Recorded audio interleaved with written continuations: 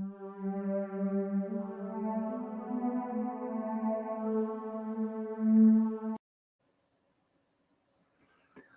back, friends and fam, to another C3 California crypto conversation and charts. Anyways, this is part 2 to our previous episode because during the market overview and the news update, did a little bit more over and a little less viewing and forgot to give you guys the gold nuggets in today's stories. And also, since we were doing a part 2, figured maybe we might dive a little bit deeper into Bitcoin, what it's looking like, what charts, what kind of levels to expect in the short term. And for those of you that don't follow us, see maybe why you might want to, because we've posted a lot of these beforehand on where Bitcoin would be heading, and it seems like we are heading there right now. So stay tuned. Let's go ahead and check it right out. Let's dive into the first article that I didn't get into the gold of, and this was the Cointelegraph article. Let's go ahead and highlight what I want to go before we. This is Cointelegraph by Urza Rigura. 14 hours ago, clear regulations will accelerate crypto adoption, says SEBA Bank executive. So what I wanted to bring to you guys is, with crypto being in the sights of many regulators, many have wondered if regulation is good or bad for crypto. However, Christian Borrell, senior executive officer at SEBA Bank, says that if the laws are clear, it may push crypto adoption forward. In a Cointelegraph interview, the banking executive mentions that institutions are likely to adopt crypto following the advent of clear regulations.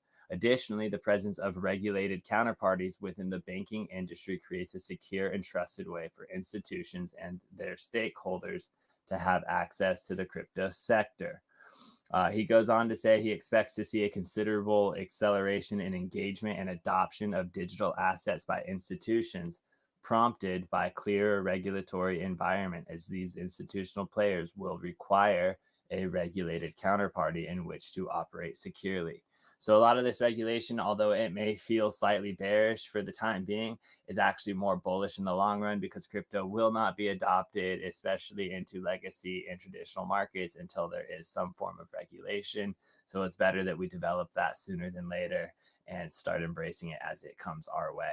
So I wanted to dive into that article, as well as go and leave you guys with, I believe that digital asset banks will be increasingly ubiquitous as the digital economy grows, adapting to the evolving needs of clients and prospects in this fast-paced digital asset economy.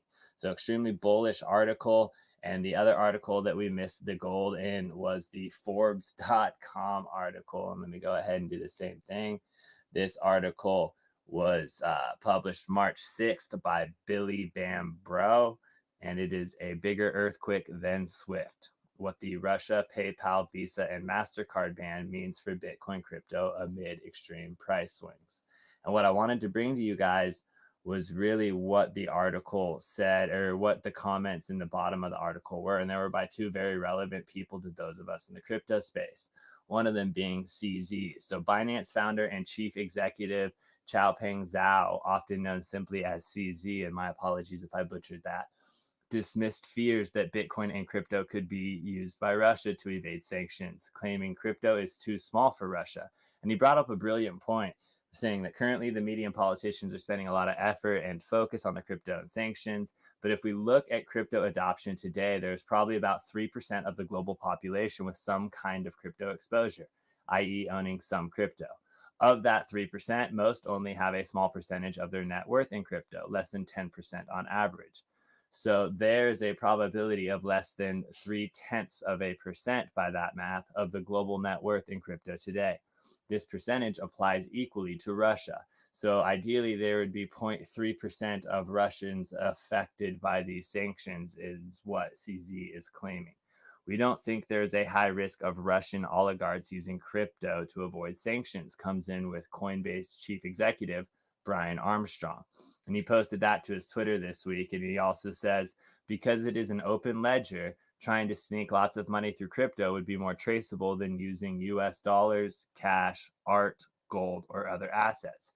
So he brings up a brilliant point on why this would not really, crypto is not a way to bypass. It actually would be harder to avoid sanctions with cryptocurrency. So we should embrace regulations. We should adopt it. This is bullish in the long run. So I wanted to bring that to your guys' attention. As we're on here, we can go ahead and see if you guys have a trading view. You can follow us at Coin710. We published this chart February 23rd and kind of drew out what could possibly be happening. And if I could get this to zoom in a little bit, um, cool. So that's about what I can get you guys. But as you can see, I'm looking on 3-day candles and projected that we would come down to this possible 28,000 range. And in a minute, we're going to look at why. So this was published February 23rd, as well as on C3 Crypto LLC on Twitter. We published March 4th that 12-hour candles were no bueno. Might hold around 38K, probably not. Hopefully find support around 36K, not probable. Could be looking at 33K by as soon as next week. Hopefully not. Much love, crypto fam.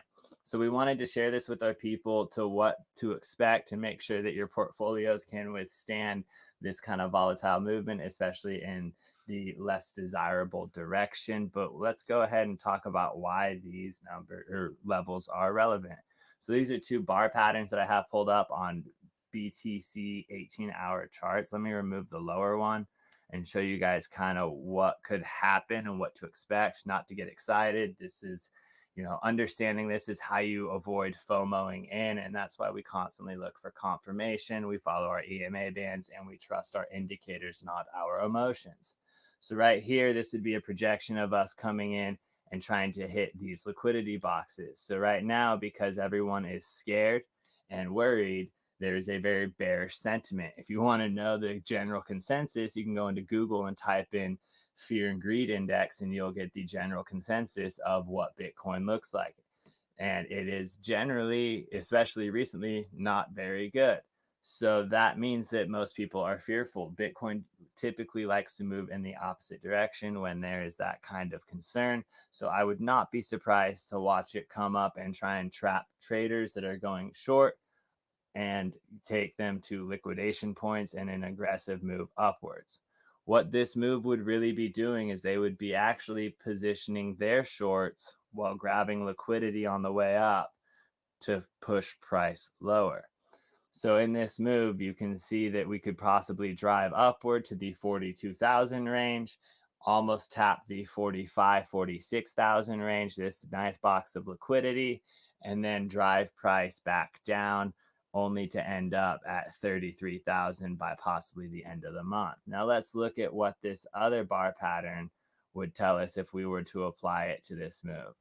So we'll zoom in and find a nice lineup for it. And what we can see